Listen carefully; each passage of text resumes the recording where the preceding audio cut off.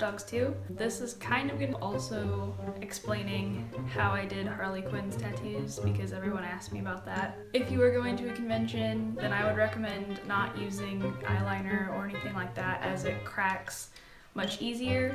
What I'd recommend getting is a liquid lipstick that you can also use as eyeliner. The only two brands that I know of that do that are Jeffree Star and Kat Von D. Since they're meant for lips, they won't crack like a liquid liner will, but you can't just use any old liquid lipstick specifically because it'll smear everywhere.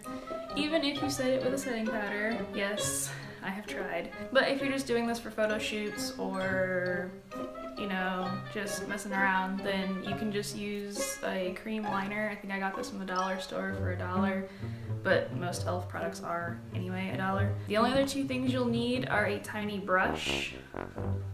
I recommend the accent brush from Real Techniques, but any type of, like, you can go get one from Michael's. You're gonna need a setting powder.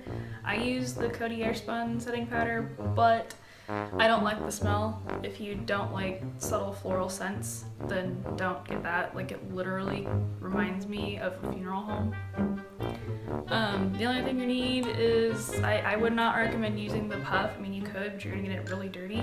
So I'd recommend getting like a little duo fiber brush. That way you can, like, you know, really pack it in there.